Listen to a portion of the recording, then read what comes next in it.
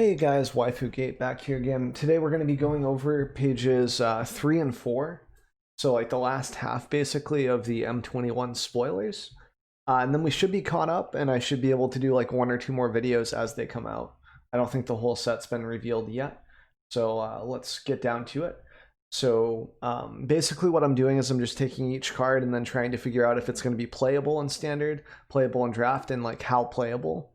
I don't really have a strong scale of like 1 to 10. It's just sort of like speculation on how it might impact different formats. So here we go. Grasp of Darkness, 2 mana, 2 black. Target creature gets -4/-4 until end of turn. This is really interesting removal because a lot of the times, like sometimes we'll have like indestructible creatures in the format, such as like Vanguard was the last like really big one. And while we have something like Deadweight and other stuff, some of those will be rotating out, so it's nice to have different options in case they do print other indestructible creatures in the format later on. 2 black is a little harsh on mana, but it seems really great for draft, right? 2 mana removal, awesome. Even if you cast this on 3 or 4 because of the mana stipulations, like the restrictions on that, it's very, very interesting. So I like it. Standard might not see much play until we need -4/-4, like something to deal with indestructible creatures, but draft always needs removal, so it's great there. Obsessive Stitcher, 3 mana. Love the flavor of this card so far. Draw a card, then discard a card. Sacrifice it, return target creature card from your graveyard to the battlefield. Ooh, so this is pretty interesting for Reanimator because it's not only an engine to get guys into the graveyard, but it also acts as like a catalyst and a way to bring back your creatures from the graveyard onto the field instead of needing something like Bond of Revivals or whatever else. So I like this card a lot for Reanimator. I think in draft it can be very explosive too because like if you have a big bomb in your hand, something that costs like 7 or something, you could tap it, discard it, and then huge tempo play next turn, bring it out onto the battlefield and force your opponent to have really strong removal for that early game as soon as turn 4 even. Which is pretty good. Or turn 5, I guess, because you have to tap, draw a card, and that would be on turn 3 and then on turn 4. Yeah, so. Well, you can only do the tap effect if you get rid of the Summoning Sickness. But yeah, like turn 5, you could bring back something really crazy, or if you ramped, you could do something a little bit earlier. Fabled Passage. So this is a reprint. And we're going to go over, like, I'm going to do this all at once, right? Like for these lands, the Scry lands, and Fabled. So overall, this is great for standard because it means that we're going to have Fabled Passage and our Scry lands for some time to come, right? Like that's good because we'll have a solid land base, right? We can run triple colored decks, we can run dual colored decks without worrying too much. Now, the downside to this specifically is for Arena because we already have copies of Fabled Passage. Players that have been playing for a little while already in the standard are already capping out on copies of Fabled Passage and Temples and stuff because we've invested into the format. So it's bad for us because we've already invested wild cards or packs or whatever resources into these, and we don't get compensated for having the same cards. So it feels like, you know, we're not necessarily getting cheated, but it almost feels that way, right? Like where it just feels kind of bad if you crack one of these open. So while it's healthy for the format, it's just a feels bad kind of moment for us, you know, if we've already been playing. For newer players, it shouldn't affect them too much, but you know, it's just kind of a bummer overall. But I'm loving the access to these lands for some time to come though, because Fabled Passage is great. Gives us a way to shuffle our library, which is always nice in standard. Like if you scry something to the bottom, you can shuffle it back up to the top. It's awesome. It's just kind of rough on the wildcard situation. So that kind of covers all of these lands and we can kind of move on. Heroic Intervention. So this is a reprint, I believe. Permanents you control gain hexproof and indestructible until end of turn. So this is really great for mono green. Hard for control decks to sort of tempo this out. Great for Gruul. Anything that's running green that's kind of aggro heavy. 2 mana makes it so that they can just, you know, keep board wipes and stuff in check. The opponent has to have a counter spell plus board wipe, which makes it very, very hard for them to get there. Might make Esper a little more common to combat aggro decks, because then you can check the hand for heroic intervention before they try to board wipe for like 1 mana duress, check your hand, etc. So it forces control to sort of play around that, which is nice. Great card, probably both in draft and standard. Probably more so in standard, but in draft it's still really good. It's just less impactful because it's a rare, so like it's kind of harder to utilize completely. Like it's just less common. And then we've already gone over why we like the lands. Like the scry lands are just great right now in standard. It's just a whole wildcard situation that kind of turns me off about them. Idol of Endurance, 3 mana. When it enters the battlefield, exile all creatures with a converted mana cost 3 or less from your graveyard until Idol leaves the battlefield. Tap 2, tap Idol. Until end of turn, you may cast a creature card spell from among the cards exiled with Idol without paying its mana cost. So this is pretty interesting.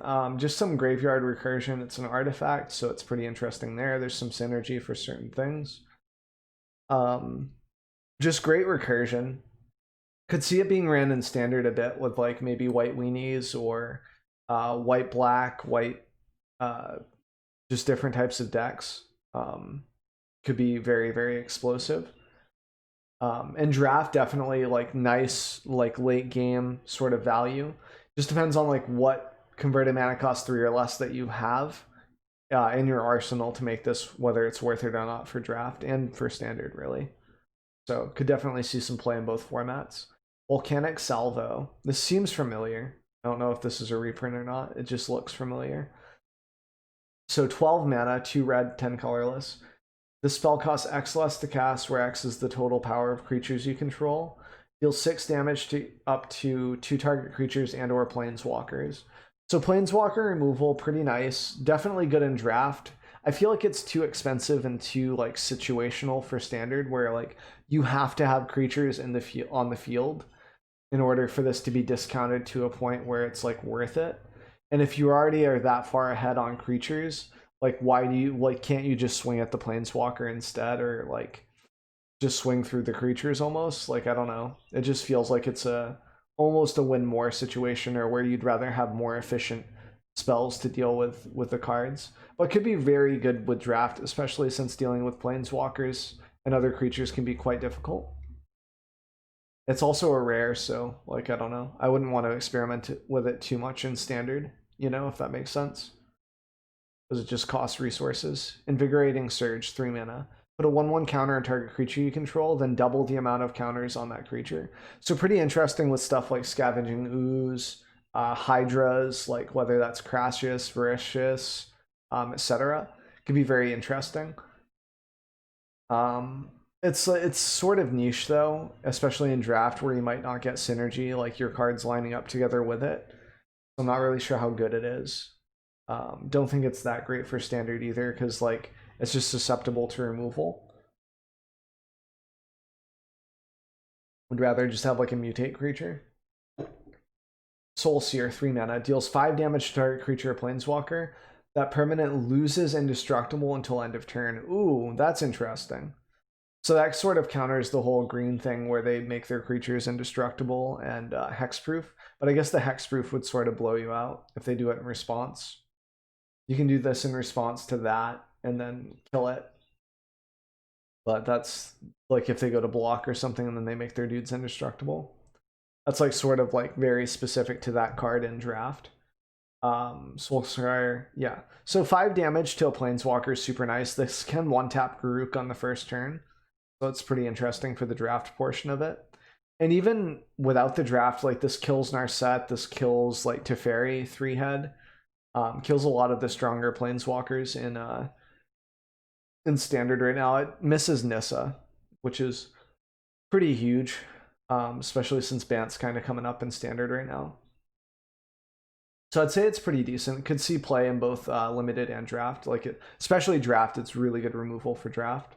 Direfleet Warmonger, 3 mana, Rakdos colors, 3/3 for 3, not bad. At the beginning of your combat on your turn, you may sacrifice another creature. If you do, this gets +2/+2 and trample until end of turn. So this could be a nice finisher in draft, and it's not terrible in standard, but I don't think it really fits anywhere yet. It just doesn't do enough for standard. So definitely decent in draft though. Seems pretty interesting. If we get more pirate support, it could be interesting. Stormwing Entity. 5 mana, flying prowess. So whenever you cast a non-creature, it gets 1/1. When it enters the battlefield, scry 2. So for 5 mana, 3/3 flying, scry 2 is already kind of okay in draft. Has an okay stat line. The spell costs 3 less to cast if you cast an instant or sorcery spell this turn. So that costs, and it's 1 less blue too. That's like interesting because normally when you discount cards, it's just for colorless. The fact that that discounts 3 mana on top of one of the blue symbols makes it way easier to cast, especially early game. So it costs what? It costs 3 less to cast. So 2 mana. So one blue, 1 colorless. Scry. That's an awesome card. But I mean, it does cost, you know, whatever your instant or sorcery spell, your non-creature spell, basically, an instant or sorcery. So that has to be pretty cheap. Otherwise, you're just like sort of discounting by like 1 or 2 points, which isn't that much. 1 or 2 mana. Overall, I think it's great for draft, and it could be viable for standard, but it's gonna boil down to like how easy that is to like opt or whatever into making it 2 less mana, basically. Because if you opt, then it's 2 less because you still have to pay the 1 blue anyway. So pretty good card though. The Recluse, that's a tough name for me to pronounce. The Recluse. So 2 mana, 1/2. Whenever you draw your second card each turn, create a 2/2 green cat creature token. Okay.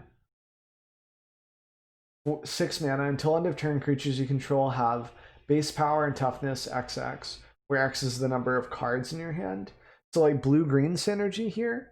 It could be pretty interesting for draft, but like you want to be playing your cards out, so it's kind of an interesting game of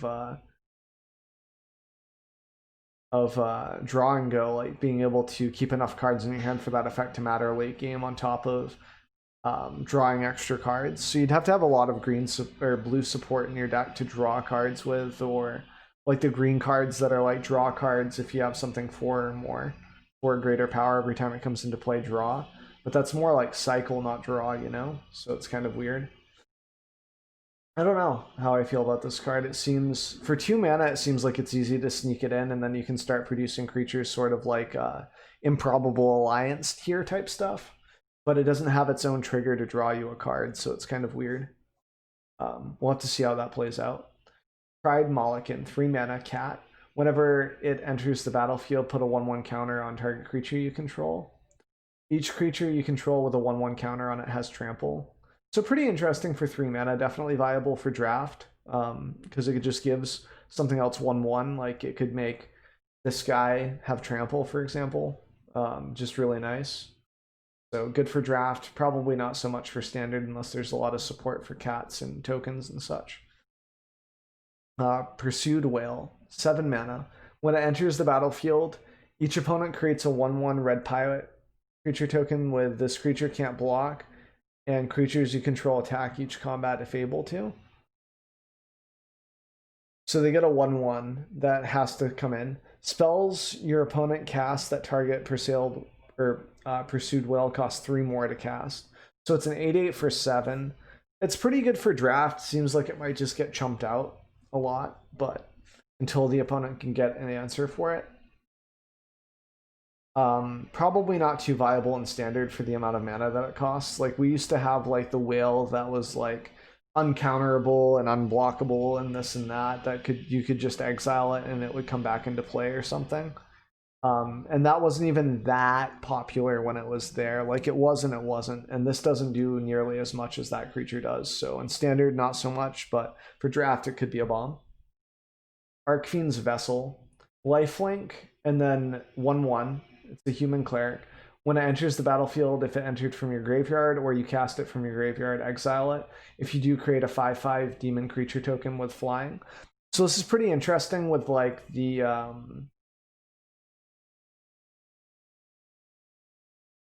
It's not interesting with the artifact. I was going to say the artifact that exiles your graveyard, then you can cast stuff from exile.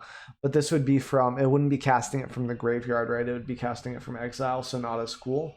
But seems pretty good, seems pretty interesting. Like there's some definitely some support for this with like some recursion. Makes like aristocrats seem a little more viable, a little more fun. So I like it. I don't know how viable it'll be though. Like there's been some support with it that we've seen so far that can make it interesting in draft, but I'm not sold on it being super great. It seems like a little niche. Cultivate for 3 mana. Search your library for up to 2 basic land cards, reveal those, and put them onto the battlefield. Tapped and the other into your hand.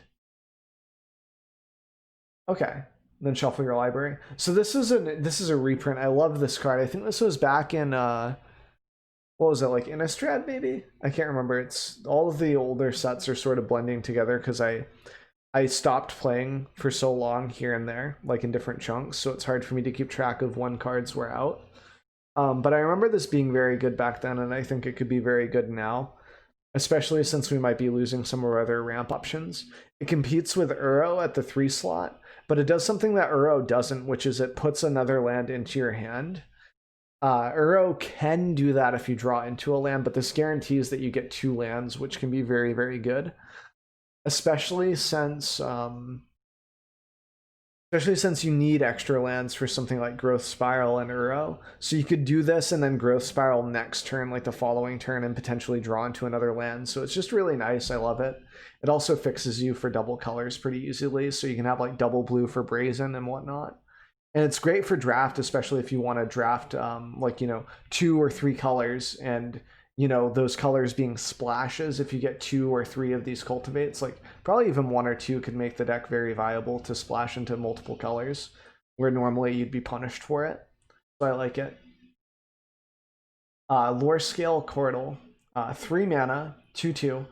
Whenever you draw a card, put a 1/1 counter on it. So there's a lot of those cards that are like put counters, put a 1/1 counter on a creature that already has a 1/1 counter. I think those are mostly white. But even so, like Bant colors could be pretty interesting with that, both for draft and for like limited and for standard. I like this card. I don't think it'll be super, super great in standard, but in draft, I could see it being a bomb with enough value. Like if you just keep, whenever you draw a card, so it just starts growing, dude. This thing can be very, very dangerous. Maybe even in standard, if it doesn't get Bone Crushed like first turn. Very nice. Angelic Accession. Exile target creature or planeswalker. Its controller creates a 4/4 white angel token with flying. So pretty interesting because this can be used in draft to just deal with a really big bomb or something that has an effect.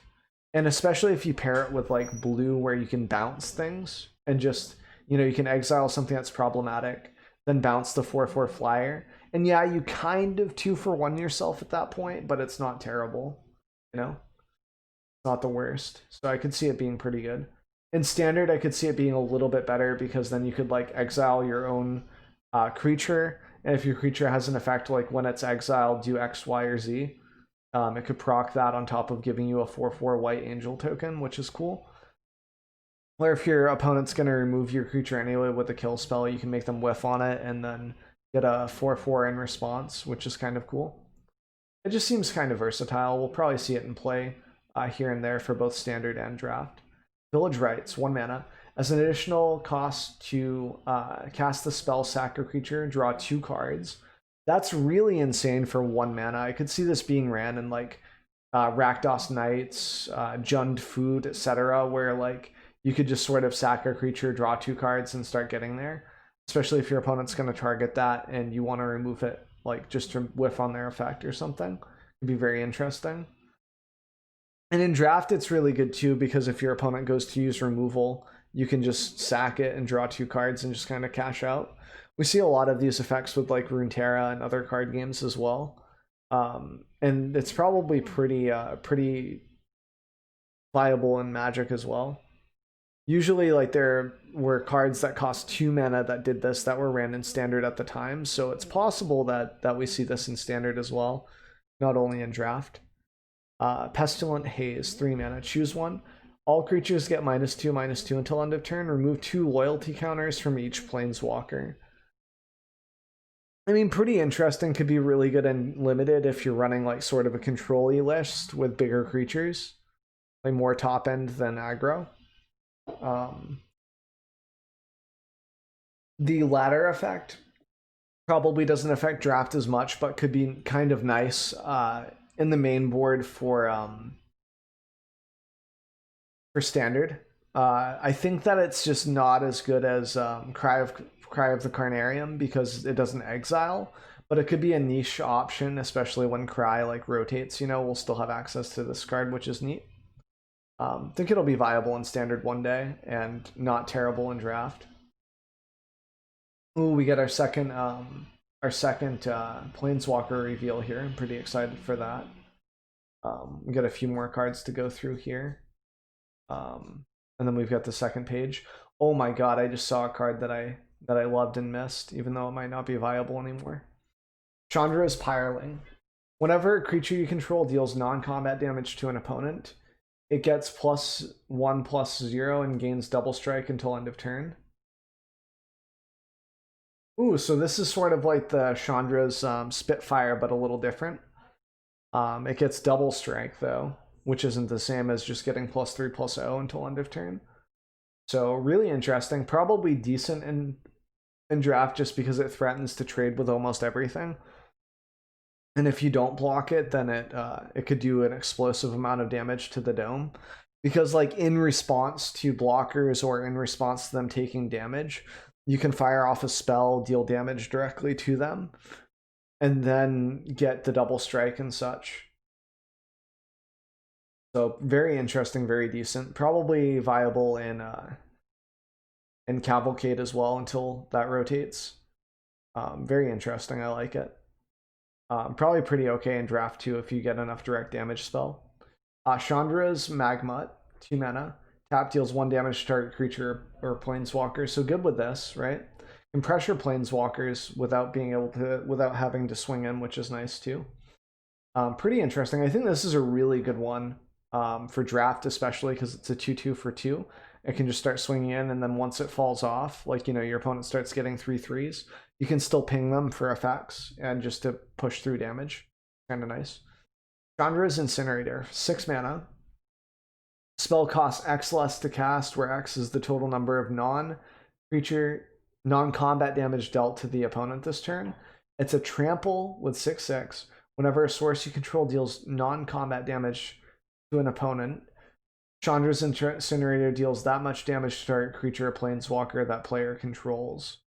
So interesting, like you can just shoot off a deal 5 damage to the opponent, like a lava axe or something, and then snipe something on the field or kill a planeswalker. Sort of interesting, gives red like some more interactions. I really like the art for this card too. It's very different from most of the other art for the most part. I don't know how to describe that. I just like it. Probably definitely viable for draft because it has a very powerful effect. It has a big body as well. And then for standard, we could see it have play potentially, but I'm not holding my breath on that. It just seems a little too expensive even with the discount. But you know, if you Bone Crusher Giant, if you do this or that, it could become very cheap. Just that you have to, it's still going to cost you 6 mana, whether or not like X less to cast. So if you spend 3 mana dealing 3 damage, it still costs you 6 mana total that turn to produce it. So don't let it deceive you in thinking that it gets cheaper unless you do something efficient like a Lightning Strike, 2 damage for 3, and then it gets discounted by 1. You know, you have to be 1-upping it basically for it to be good. Chandra Heart of Fire, 5 mana, 6 loyalty. So thickness stats equal to Nissa so far. +1, discard your hand, then exile all the top 3 cards of your library. Until end of turn, you may play the exiled cards. They're the cards exiled this way. +1, this is another one. Deals 2 damage to any target. Okay, so for 5 mana, I might be able to remove something. -9, search your graveyard and library for any number of red instant or sorcery cards. Exile them, then shuffle your library. You may cast them this turn.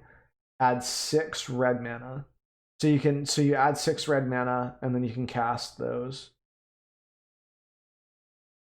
I mean, the fact that she can just come down and just be super thick with her +1s and that her only minus effect is her ultimate is sort of interesting, but also a little like niche, I would say, because it's like you get to exile any number of red instants or sorcery cards from your library and graveyard, so you can have a lot of powerful combinations with this, like maybe some reverberations to copy spells, even do this or do that, and then kind of get like a lot of juice from it, like just a lot of energy, a lot of power.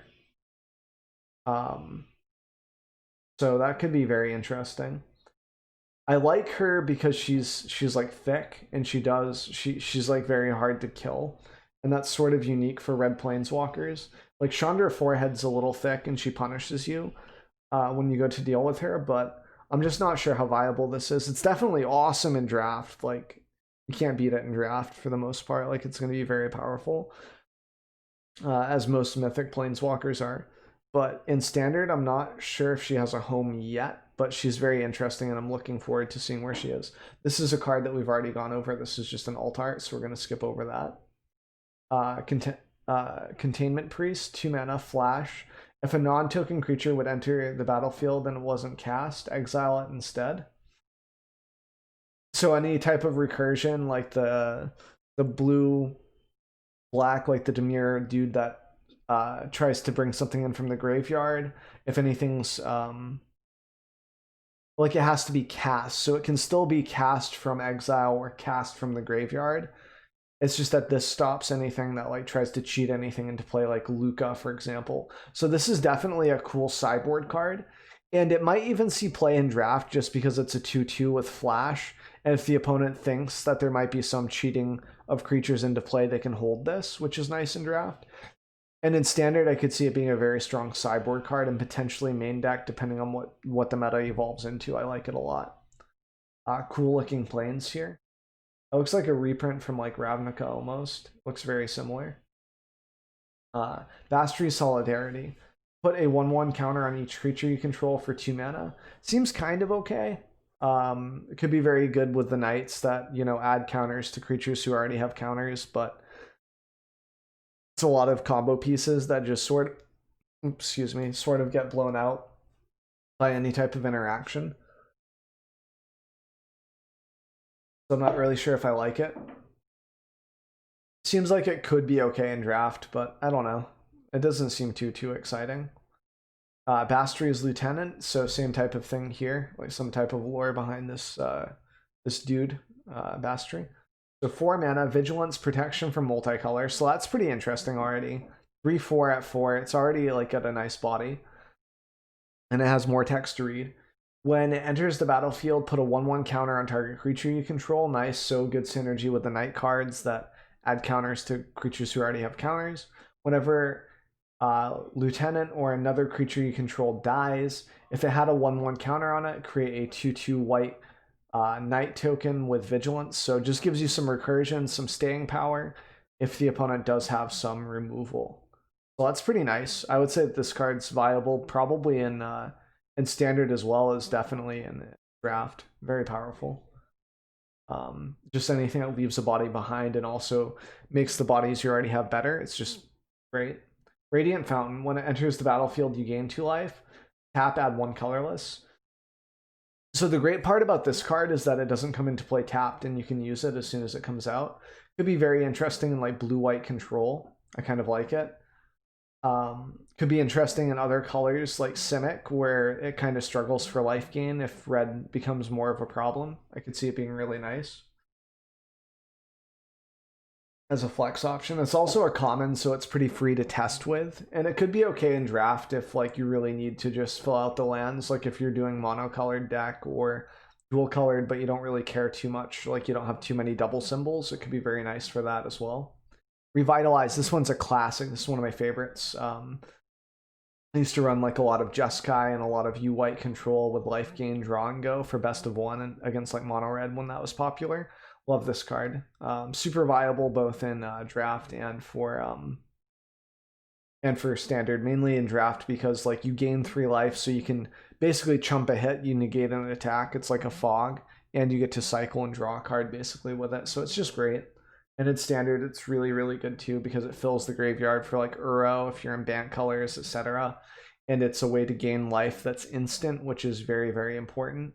And it fills the graveyard, like I said, for Uro. I'm kind of repeating myself, so just really nice. I love it.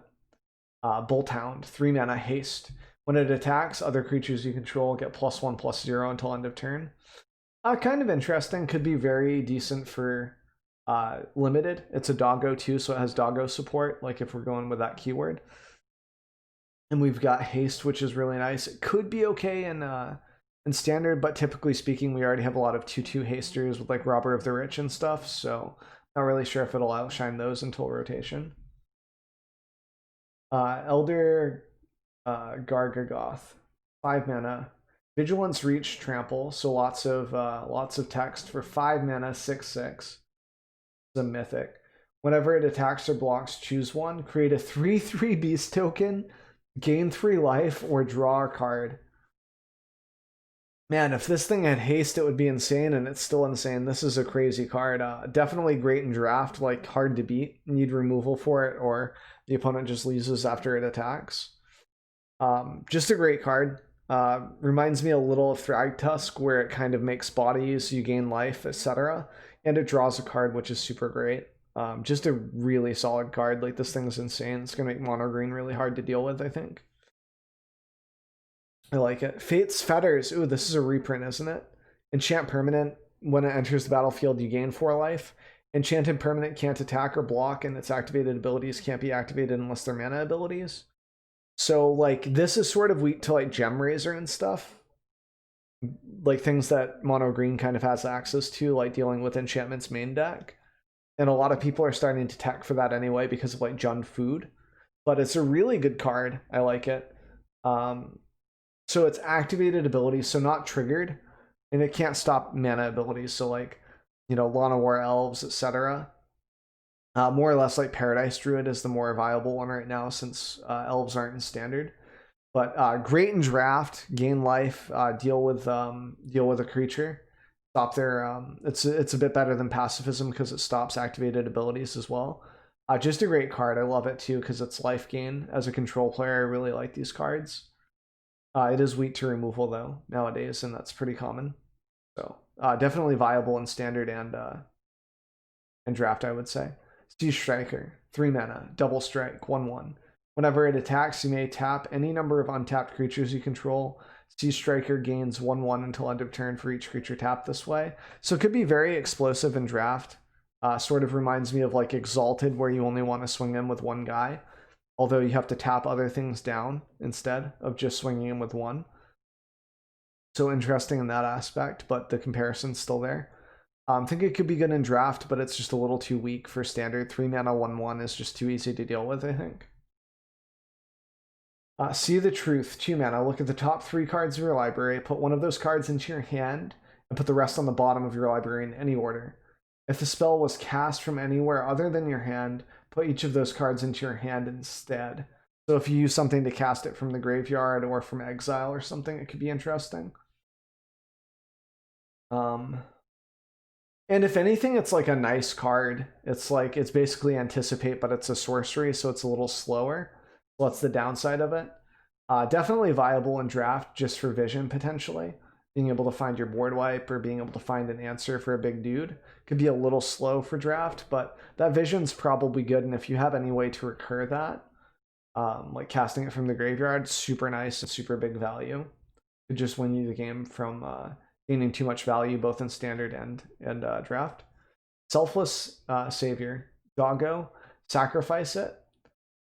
1 mana, 1/1, sacrifice it. Another target creature you control gains indestructible until end of turn.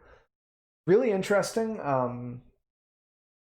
for like white weenies or maybe Boros or something, especially with Doggo support. Because it's not target dog that gets indestructibility, it's any creature that you have. So it could be very interesting there. Yeah, I like it. Probably not super strong in draft. It could be okay. Like, it allows you to swing in with stuff. And then if they go to have removal, it just sort of protects your win cons, which is nice. But it's very low tempo for like 1 mana if you end up top decking this and you don't really have a board state late game. Could be very, very tough. So I'm not sure how viable it is. Kinetic Augur, 4 mana, trample, X and 4, or not, a star and 4. Its power is equal to the number of instant and sorcery cards in your graveyard. When it enters the battlefield, discard 2 cards, then draw that many cards. This card is great for draft, and it could even be great for standard potentially. 4 mana for an 0/4, or for an X and 4, depending on how much you have in your graveyard. Could be very interesting in like Phoenix decks for like an alternative win con, especially since this is trample. If we can somehow give it like haste or something, it could be very strong. Like you could discard 2 cards, look for your haste card. Maybe we still have that jumpstart card, for example, for trample. Or not for trample, but for haste. And kind of get there with that. It seems very explosive. I like it. And for draft, it seems great because it's an 0/4 or an X and 4. That can just grow as the game goes on. And having trample and having to respect like combat tricks and stuff, or if you go white with synergy to threaten to give it indestructibility and trade with everything, it's just crazy. It's nice. I like it. 4 mana, flying whenever you attack with 2 or more creatures with flying, draw a card. So for 4 mana. Could be some synergy with this in draft, but it seems a little too slow for standard. 4 mana for a 2/3 is very, very weak. So, but for draft, I could see it being very viable. Spined Megalond, 7 mana, very steep, 5/7 hexproof. Whenever it attacks, scry 1. Could be okay for draft. For 7 mana without flying, like it doesn't have much evasion. Could be okay if you could give it evasion with the flying card. Like there's one that gives it 1/1 flying, draw 2 cards, then discard 1 or something like that. Or it might be discard 2. Could have some synergy with this too. If we do that type of thing, you could give this flying to give it evasion too. Something else that I didn't bring up about that card for draft. Even for standard maybe, but I don't like the enchantments and giving it flying when it just gets 2 for 1. But this is pretty interesting for draft, I would say. Not really viable for standard. Carrying Grub gets X plus 0, where X is the greatest power among the creatures you control. Gets plus X plus 0, where X is the greatest. Whenever it enters the battlefield, mill 4 cards. We see the mill keyword again here, which is pretty interesting. It's 4 mana for an 0/5. It seems pretty okay. Where X is the greatest power among creatures in your graveyard. So really interesting. I think it's really good for draft, and it could be okay for standard. Like if you really need an effect like this, I feel like Fiend Artisan is just better. Like overall, it doesn't self-mill you. And self-milling could be really interesting for like Croxa lists, like Rakdos lists that already want a self-mill. So it could find a home there. For draft, it's definitely a bomb because you mill 4 cards. And that's interesting. So I like that. Seasoned Hollowblade, 2 mana, discard a card, tap Seasoned Hollowblade, it gains indestructible until end of turn. So here we see like maybe an Adonto Vanguard effect to some point, some degree.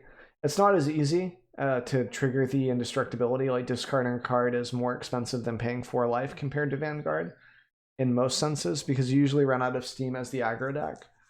But it might make drafting the -4/-4 card a little bit easier to validate, or a little more worthwhile than usual, I would say. So it's pretty interesting. I like it. For a 2-drop, it's very, very good. I'd say even for standard, it could be okay as like a few of, depending on how strong white weenies become. Like right now, there's not really a lot of room for them in the current standard, but things could change after rotation for sure. Fungal Rebirth, 3 mana. Return target permanent card from your graveyard to your hand. If a creature died this turn, create 2 1/1 green Saproling creature tokens. So very interesting because you can chump and then return target permanent card. This is insane for draft, for limited. Like very good value. It's like Once Upon a Time, but less cards that you return, but you also get like chumpers for the next turn as well. Because you can like cycle these. If a creature died this turn, it doesn't say non-creature, so like non-token creature.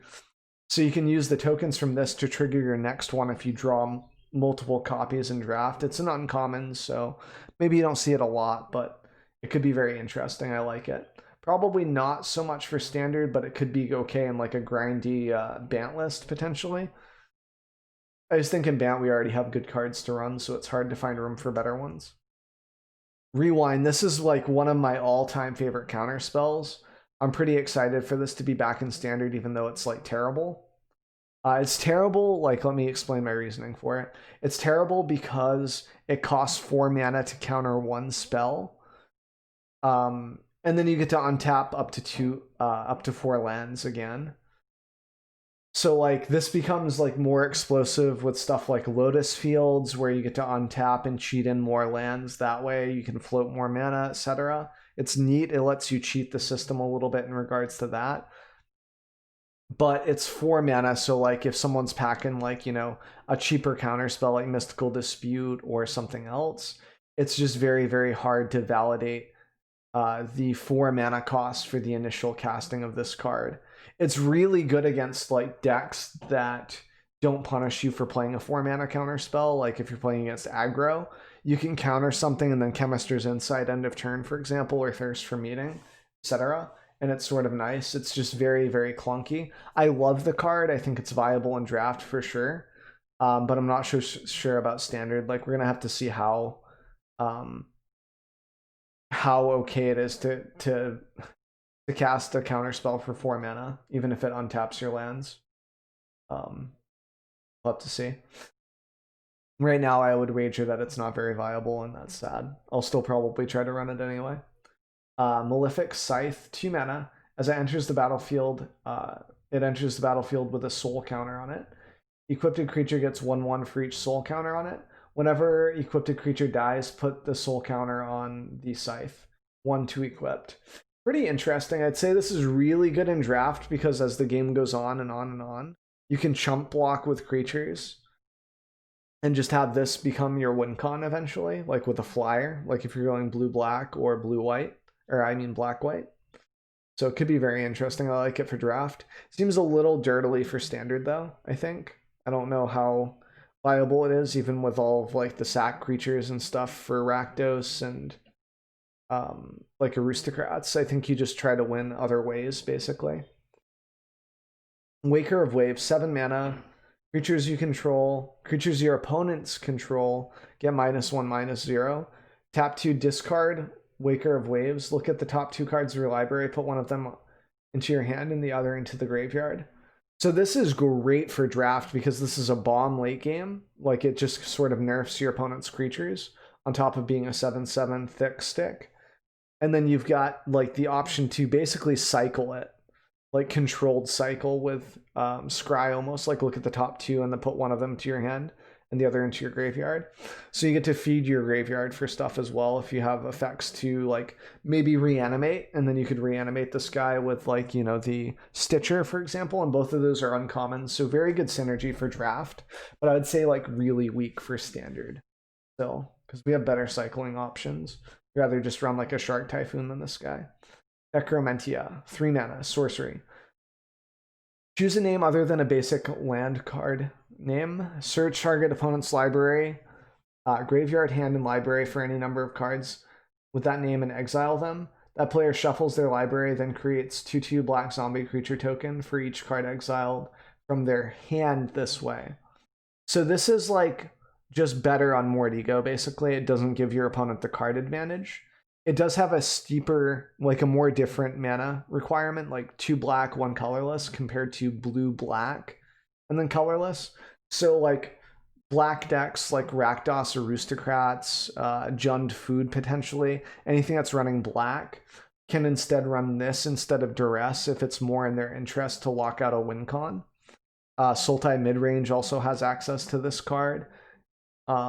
Anything like that is very, very strong. Esper. I mean, Esper has access to on Mordigo, but you don't want to give your opponent card advantage is the thing, and this avoids that. It just gives them 2/2 tokens that you can probably deal with in some capacity or another. I think this is super viable in standard and in sideboard specifically. In draft, it's very niche. It'd probably go into your sideboard in draft. So we got the last page here. I think this is still a full page for the most part. Yeah, maybe not quite as big as the other pages, but we'll try to get through it. Maze Mind Tome, 2 mana. Put a Sage counter, put a Page counter on it by tapping it. Dry for 1. Tap 2 mana, tap this card. Put a Page counter on Tome, draw a card. When there are 3 or more Page counters on Maze Mind Tome, exile it. If you do, gain 4 life. So that's a forced effect, is to exile it. So put a Page counter on it, draw a card for 2 mana. So you can scry basically for free, but it costs you a Tome counter, like a Page counter. And once it hits 4, regardless, then you have to exile it. So you either have to bounce this with your own Teferi to avoid the counters from getting too steep if you want to keep getting value off of it. You can use the mage that we saw toward the beginning, the wizard, beginning of the spoilers, that lets you bounce target permanent, draw a card, or whatever. And that kind of resets it. So you have to be able to reset this or be okay with the exile and gaining 4 life, which is awesome because in certain color combinations that can be very, very strong. Like for things that don't have access to like Uro or Crassus or something, it's very nice to have the life gain. And it's nice to be able to control your draws that early, or to be able to draw cards, because you can do that at the end of your opponent's turn. You can leave mana open and then just draw a card. So pretty nice. Bad deal, 6 mana. You draw 2 cards and each opponent discards 2 cards. Each player draws 2 life. I think this is garbage for 4 mana. It doesn't seem very good.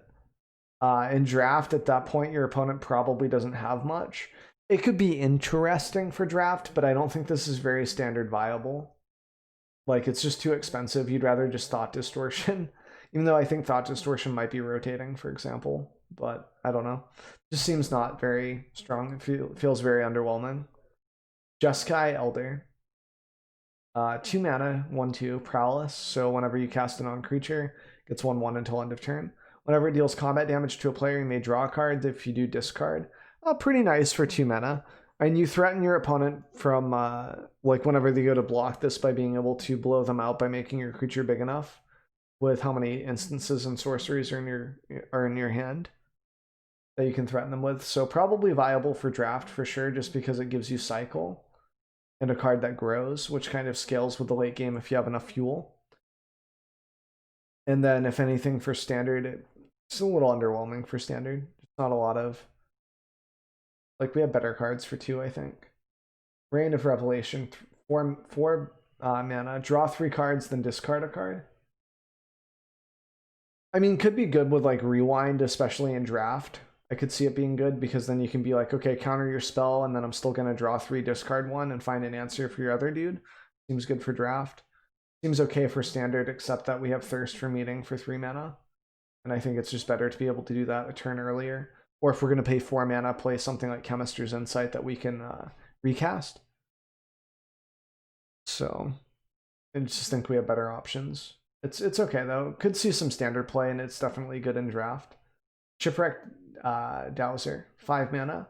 Prowess. Whenever it enters the battlefield, return target instant or sorcery from your graveyard to your hand.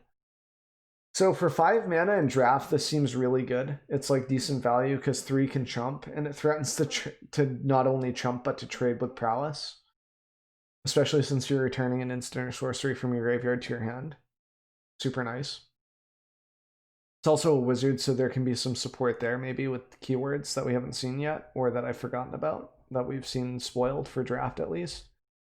For standard, it's just a little too slow for 5 mana. It doesn't do enough. I know I say that a lot, but it's just the power tripping and stuff that's happening, and the power creep for standard. It's just very hard for commons and uncommons that are like 5 and 6 mana to see play. Llanowar Visionary. I'm pretty sure this is a reprint. When it enters the battlefield, draw a card. Tap, add green. This is awesome for draft because it's draw and it's an accelerant. Helps you with green symbols too if we've got double green symbols in the deck and we're kind of splashing for it. We want to run like more copies of like planes or something over for us. Like, this helps a lot. It's also draw, so it replaces itself on top of ramping, which is pretty unique. In standard, we could see this having play just because like elf synergy, and it's draw a card and go. So it's kind of nice. I'd say we can probably see this in standard and draft. More so draft than standard though. Primal Might, 1 green and X. Target creature you control gets XX until end of turn, +X+X. Then it fights up to 1 creature you don't control. Nice. So that's pretty strong. It's removal plus a pump. This would be insane in draft, and it's probably pretty viable in constructed to a point. You want your cards to be cheaper and maybe at instant speed for the fight effects, like Domri's Ambush, I think, is sorcery. So that's a bad example, but there are a few cards in mono green that they run right now where your creature deals damage equal to its power to something else. This actually fights, so that could be a weakness versus like Death Touch, but overall it's still really, really strong. I like it. Probably see some play in both standard and limited. Pack Leader, 2 mana. Doggo. Other dogs you control get 1/1. Whenever Pack Leader attacks, prevent all combat damage that would be dealt this turn to dogs you control. That's kind of insane for dogs. There's not a lot of dog support, but if they print a few other good dogs, we could see that maybe become very strong in standard. Even in draft, this has a 2/2. It doesn't say other dogs you control, it's all dogs, so this can just swing in for 2 each turn for free. And you can threaten like combat tricks to trade and whatnot. So very strong in draft and possibly strong in standard if we get enough support for dogs. Harvick Jester, 5 mana devil, 5/5. Whenever you sacrifice a permanent, it deals 1 damage to any target. This seems like a reprint. I almost feel like I've seen this card before. I like the art a lot too. Very neat. I like the art here too with the clouds. Pretty sweet. So it seems pretty good for draft. 5/5 for 5 is okay for like kind of a bomb creature. No evasion, no like flying or trample or anything. So that's kind of sad, but also has the upside that if we can sacrifice permanents somehow, we can deal damage. Pretty interesting. Probably not standard worthy though. Just too expensive. Gadrak, the Crown Scourge, 3 mana. Flying 5/4. That's insane stat line. There's going to be a drawback. Can't attack unless you control 4 or more artifacts. There it is. At the beginning of your end step, create a treasure token for each non-creature that died this turn. Non-token creature that died. And that's not that you control, that's period, so you can be sniping your opponent's creatures. And those treasure tokens are artifacts, so those count toward him being able to attack. If anything, he's a 5/4 flyer that can block other flyers. Because it says can't attack, it can still block, so that's kind of nice. So in draft, I could see this being very decent if we drafted some other artifacts. And if anything, it's just a 5/4 blocker for a flyers, which is nice. It's just kind of good overall. And I think this could be viable in standard if we see like Big Red making a comeback with like Karns and stuff. It could be very interesting to see this in historic too with like not the Great Creator, but the other Karn, the Scion. It could be very interesting. I kind of like the idea of it. It's cute. Chromatic Honorary, 7 mana. You may spend mana as though it were mana of any color. Tap, add 6 mana. No, it looks like 5 colorless mana. Tap 5, tap this. Draw a card for each color among permanents you control. Well, that's pretty interesting. I like this. Seems like something Ali Eldrazi would brew around. I don't see the synergies right off the bat. And I think it's kind of weak in draft just because it's 7 mana and you need like a lot of ramp to get there with it. But if you do get there, it's like card advantage, which is pretty nice. Especially, it's probably like draws you 2 or 3 cards depending on what you drafted. And in standard and historic, you could probably cheat this into play or make it way easier to cast. So there could be some viability there. I wouldn't want to craft around it just because it's a mythic to begin with, but if someone made an interesting list, I might give it a shot. Indulging Patrician, 3 mana. Flying Lifelink, 1/4, okay. At the beginning of your end step, if you gain 3 or more life this turn, each opponent loses 3 life. I mean, pretty interesting. The fact that it's 1/4 and it can block a lot in the air, like it can block up to 3 on the attack and gain you 1 life. It seems pretty interesting for draft. I like the art too. I like the colors mostly, like that type of red there. So it's interesting, but I don't think it's like fantastic for standard at least. Could see it being okay in draft just as a really solid blocker though, and an engine like a win con potentially if you have a way to make your opponent lose 3 life by gaining 3 life each turn, and has synergy with the other gain 3 life cards. Query, I don't know how to pronounce this. The Dryad here. Quirion? I don't know. Dryad. 2 mana. Whenever you cast a spell that's white, blue, black, or red, put a +1/+1 counter on it. This is a reprint. I remember this card being very hard to deal with here and there. If you don't deal with this card, it just kind of hoses you. Super nice engine. Could be very, very good in draft just because it can just pick up and go. Like especially if you're just splashing the green for like maybe a little bit of ramp, maybe some land fixing, etc. with like cultivate. I see it being very explosive in draft. In standard, I could see it being very good too, just because like you could go blue-green like flash or something and play this like on turn 2, and then just start to pick up and have like a card that grows each turn, sort of like Brine Rot. But it could be pretty weak since you have to tap out for it and flash at least. So it's interesting. I like it. We'll probably see play both in people messing around with standard decks trying to make it good, and in draft it just seems very strong. Eliminate 2 mana. This card's insane. Destroy target creature or planeswalker with the converted mana cost of 3 or less. This comes in at uncommon, which is awesome because people needing like an answer for Teferi, etc. Just slays Teferi, super nice for Sultai, super nice for like Rakdos Knights, where they just want to keep going and blow out the opponent's creatures or planeswalkers. Kills Narset. Just super nice. Lots of targets for this. Kills Shark Typhoon tokens. Super important to consider. Like an Esper, if like Tamir Reclamation is sort of pushing through some damage or whatever, or trying to deal with your Teferi with a Shark Typhoon, you threaten to blow that up just straight up, which is nice. So I like it. It's a very strong card, both in draft, especially because removal is king. And in standard because it gives us really nice like 2 mana answers to Teferi and Narset and such. Like something that hits Teferi and Narset's very good because like Grasp, for example, can hit Nissa or Teferi, which has become a little more relevant lately since Bant's making a comeback, but being able to destroy Narset or Teferi is also a good option. Here into the Abyss, this is kind of a creepy artwork type deal with the faces here in the eyes. So 4, 5, 6, 7 mana. Target player draws cards equal to half the number of cards in their library and loses half their life. Round up each time.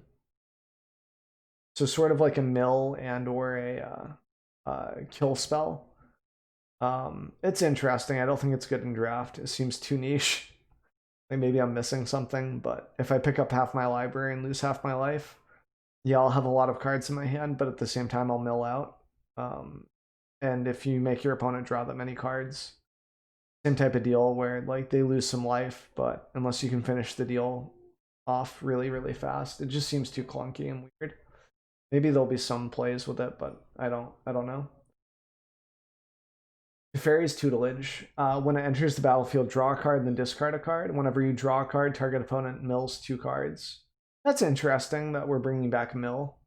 Could be a mill type deck now in draft for sure. This is at uncommon though, so it could be a little tough, but to like manage to guarantee, because people might not always pass it. They might want to go mill themselves.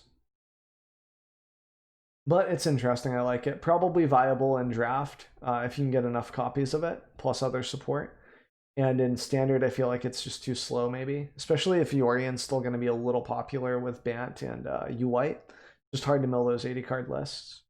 Rin and Siri, inseparable. 4 mana, Naya colors. Whenever you cast a dog spell, create a 1/1 green cat. Whenever you cast a cat spell, create a 1/1 white dog. Okay. This is a legendary dog cat. Pretty neat. I like the art too. Love the mountains there. 4/4. For 4 mana, so good stat line. 3 tap. Rin and Siri deals damage to any target equal to the number of dogs you control. You gain life equal to the number of cats you control. Very cool card. I'm hoping that this is standard viable just because it'd be cool to see cats and dogs, especially with the combat damage prevention and stuff that we have access to.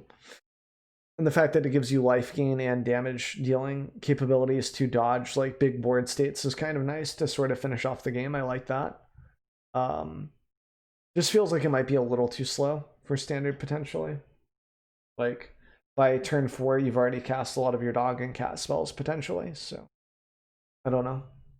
And draft it just has a nice stat line. And if you get a few cards to proc either the dog or the cat spells, it seems pretty nice.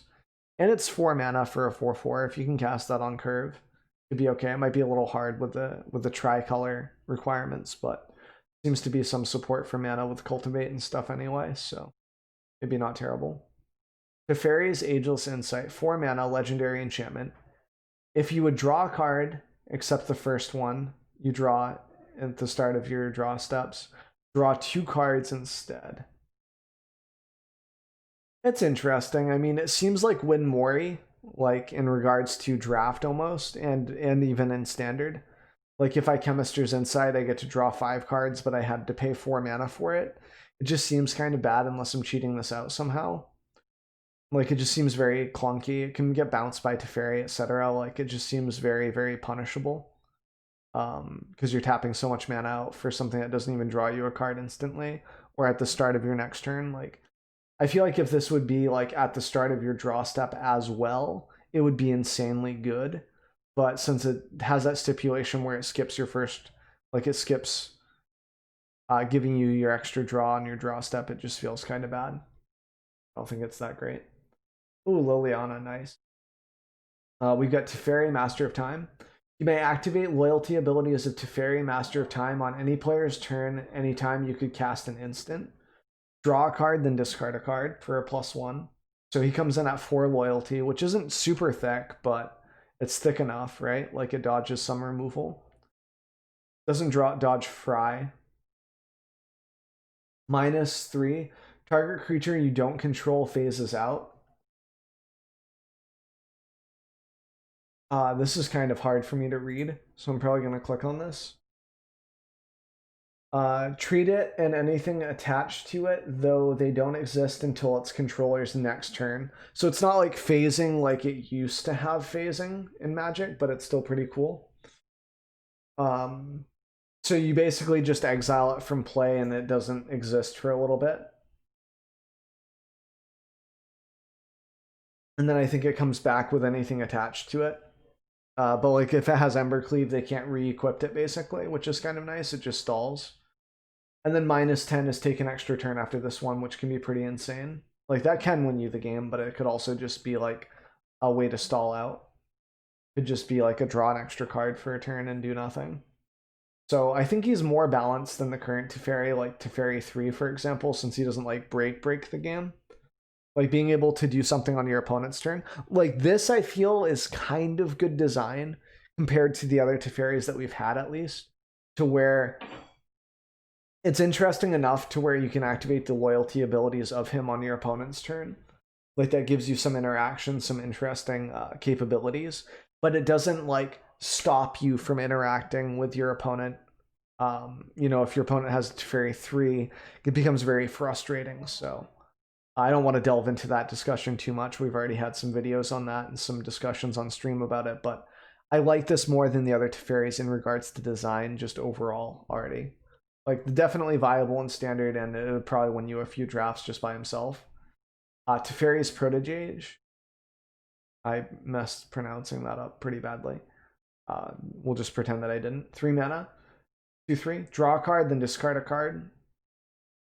Draft seems really good as a blocker. Block something with like, you know, up to 2 attack without dying, forcing them to have like some other type of interaction to deal with you.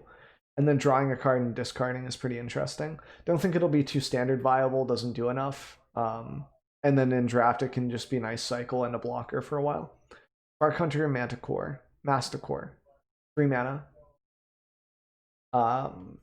As an additional cost to cast the spell, discard a card. So for 3 mana, 3/4, protection from planeswalkers is interesting. Tap 1 mana, deals 1 damage to target planeswalker. 3 gains indestructible until end of turn. Ooh, this thing seems like a bit of a bomb in draft just because it can just block for 3 mana each turn, no matter what. And it can also just push through damage on planeswalkers, so that's kind of nice. Tap 5 mana, deal 5 damage to a planeswalker. Doesn't require the creature to tap, so you can use that as much as you want to. I like it a lot, especially in draft. Could be very viable in standard as well. Depending on what you need for your deck. It's colorless, so it fits into a lot of shells, fits into any shell really, fits into any sideboard potentially. Very interesting card. Liliana, Walker of the Dead. I have to click on this to be able to read it.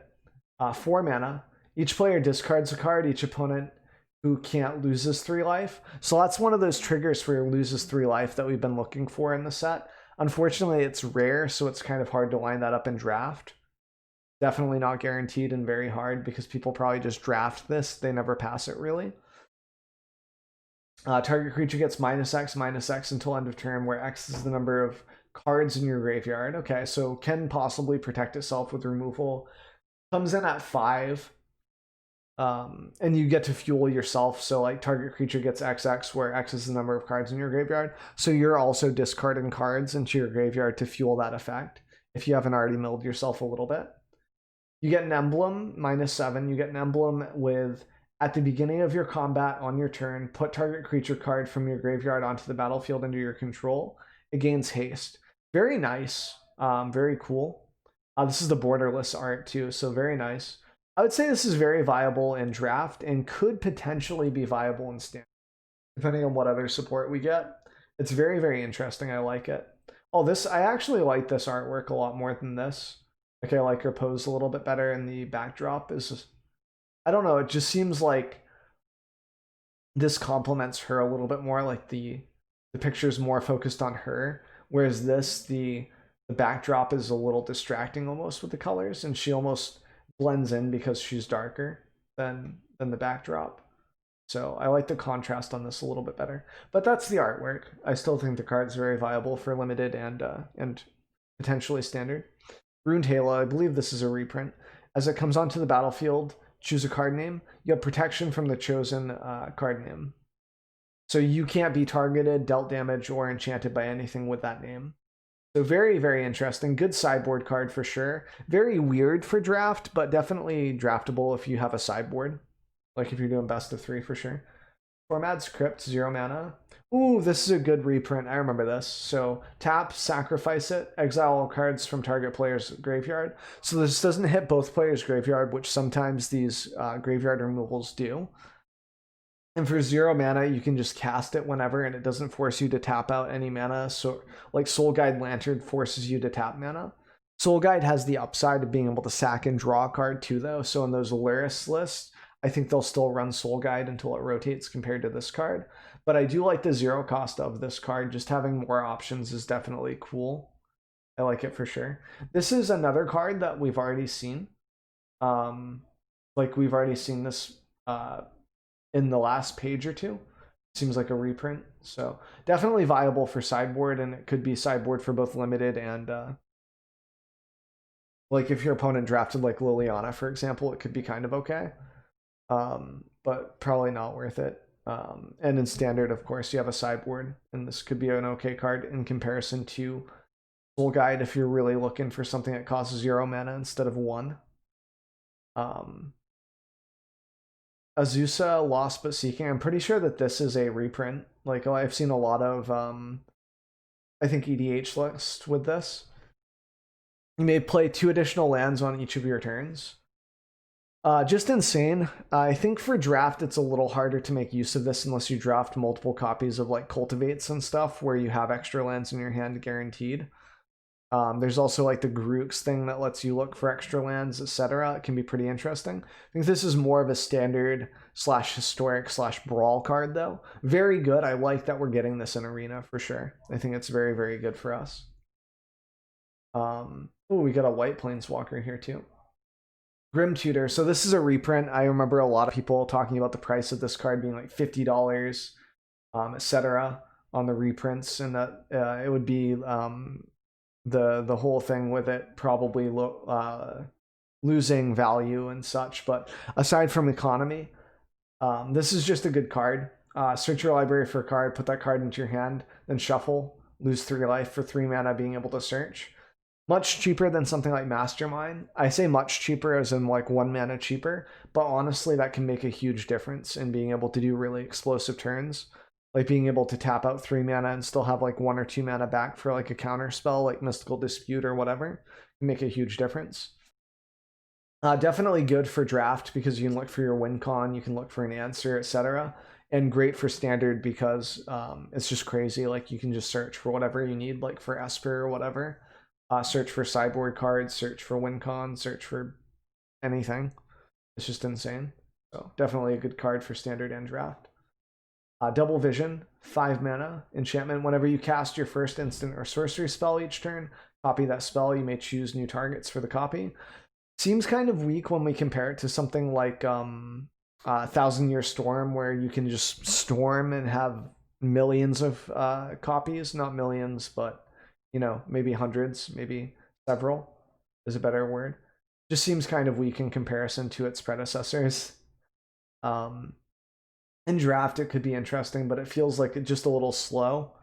Like if you have enough instants and sorceries to like not run out of steam with it, like by the time you play this card, you still have some extra backups. It could be interesting, but I don't think it's that great either way. I don't think it's too viable for either formats for the most part. Bangara the Diplomat, 4 mana, legendary mythic, human cleric, 2/4, lifelink. Whenever opponent attacks with creatures, if 2 or more of those creatures are attacking you and or your planeswalkers you control, draw a card. Whenever an opponent casts their second spell each turn, draw a card. So just a draw engine maybe for mono white, or like if we have like Bant and we're just using this as a creature for 2/4 lifelink to be annoying, like we sideboard this in, it could be good. For draft, it seems insane because if the opponent's just trying to go wide, we can block up to 3 attack, like a 3 attack dude. Seems very interesting. I like it for draft, and I like the idea of it for standard, even though at 4 mana it could be a bit too slow. I'd like to see where it goes. We're almost done. Vitro, Vito, Thorn of Dusk Rose, 3 mana. I like the name. Whenever you gain life, target opponent loses that much life. Creatures you control gain lifelink for 5 mana. This seems really strong, especially in draft. Like if you draft a couple of things like revitalizes, deals 3 damage, draw a card, gain 3 life, like that becomes very powerful, right? If you draft those cards, and I think the revitalize is a common, not an uncommon. So very interesting there. Creatures you control gain lifelink, so late game you just threaten to swing out and kill your opponent because all of your creatures basically gain double damage at that point, because if they hit the opponent, you gain that much life. And it can even be like trample, like where you're gonna deal the damage and then you're gonna deal it to the opponent too because you gain the life. So very interesting, nice late game. Probably viable for both standard and draft, especially draft, more on the draft side, but definitely standard potentially if we get white black like weenies and stuff going. It could be very interesting. Basiri Cat. So this is the guy like Basiri's lieutenant, etc. that we're basing this off of. I'm gonna have to click on this guy to read him though, because the text is a little blurry on the site. Put a 1/1 counter on up to 1 target creature. It gains indestructible until end of turn. 3 mana for 4. So this is on like Gideon tier, like where he comes down that early. -2. Whenever 1 or more non-token creatures attack this turn, create that many 1/1 white creature soldier tokens that are tapped and attacking. That's actually pretty cool.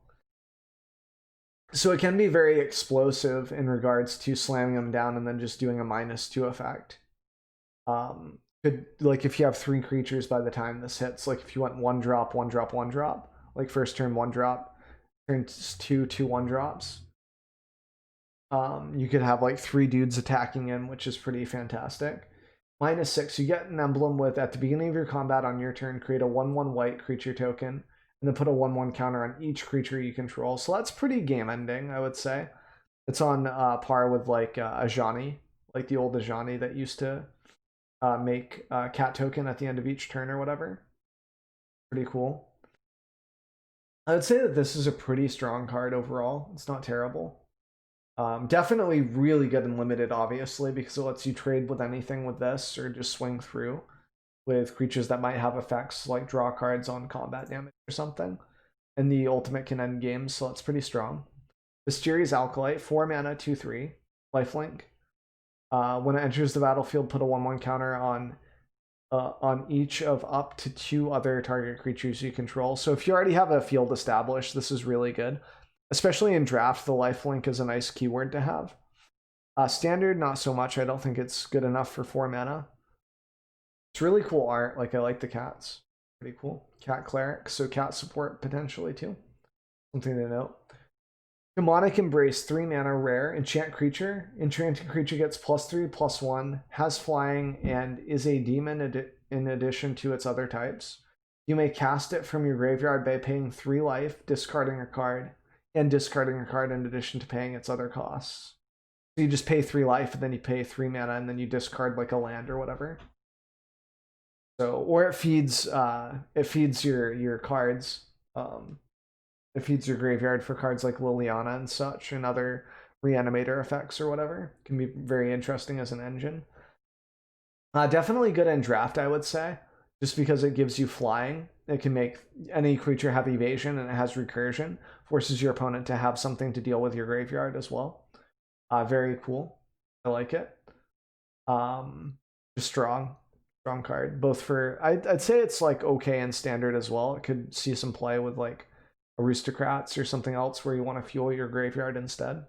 Or anyway, I should say instead. Baneslayer, so this is an oldie but a goodie. It's a reprint. Flying, first strike, lifelink, protection from demons and from dragons. A lot of people compare this to Lyra because it's pretty similar to her effects as well. A lot of people compared Lyra to Baneslayer when it was printed. And this is why it does almost the same thing, right? Just a great card. Definitely a bomb in limited. Like almost impossible to beat in some capacity. Like you have to have removal for it. Love the artwork. It's classic. And just a really good card. Feel like we might see this in the sideboard against like red and stuff, against some other aggressive lists as well. And the protection from dragons could be relevant in some capacity. Same thing with demons with this being here. So that text could matter in this format as well. Probably see it in sideboards, at least in standard, and in limited it's just a bomb. Eugene, the Spirit Dragon, 8 mana. 7 loyalty is super thick to start out with. +2, Eugene deals 3 damage to any target. -X, exile each permanent with a converted mana cost X or less. That's 1 or more colors. So pretty much stomps out tokens because you can do -0. You can do -2. This is really good against aggro. The fact that this is a board wipe as it comes down is very enticing as a control player. I love this card already, even though it's a little expensive. And then what do we have for the ultimate? We have you gain 7 life, draw 7 cards, then put up to 7 permanent cards from your hand onto the battlefield. So Ali Eldrazi's, this is probably his favorite card that's been spoiled so far. I would wager a guess for the set. Just really crazy. I think there are some combinations with like the Ossuary and stuff too. Like if you can cheat this into play super early and then get this guy down, I think people are talking about that combination. And then you just have a lot of draw power and everything, and it's just really, really fun. So I like this guy. I think he's definitely a bomb in draft. If you can get up to 8 mana, you can deal with the board state. You can deal 3 damage and snipe any target. So like you can even pressure the life total, and it's nice. It's just a really great card. I like it. I'm not sure how viable it will be in standard because it is 8 mana. It's very expensive. Even with ramp, they might struggle to get to that amount of mana. But it makes things pretty interesting because you can like exile Teferis. You can exile a lot of stuff, man, with this. It's very interesting. Massacre Worm. So for 6 mana, enters the battlefield. Creatures your opponent's controls get -2/-2 until end of turn. Whenever a creature an opponent controls dies, that player loses 2 life. So kind of interesting because it's like Massacre Girl's like what 4/4 Menace, right? This is what we compare it to because it's pretty close. So Massacre Girl requires like a 1/1 to go off basically, or like you having Uro or something else to trigger it to be able to chain reaction and sort of mess with it and get the triggers rolling. This just is a static -2/2, which can be pretty nice. The way that I look at it though is by turn 6, or like maybe by turn 5 or 4 if you ramped really hard. I just feel like it's better to have a more solid board wipe like Soot or Cry of Carnarium where we get to exile. But if we lose access to some of those sweepers and we don't have anything else printed for it, this could be an okay option, but I don't think it's worth the mythic slot. Like, it seems really weird. In draft, it could be really nice because that can swing the board state quite heavily since it's your opponent's control, get -2/2. It's not the whole board state, so you don't wipe out your own tokens, your own little guys. So that is something to consider. I think it's very strong in draft. But that'll cover the spoilers up to what we have here for Massacre Worm. So I'm going to make a note on that. That way we can pick this up on the next video for more things that have been spoiled. So I appreciate you guys chilling out for a minute.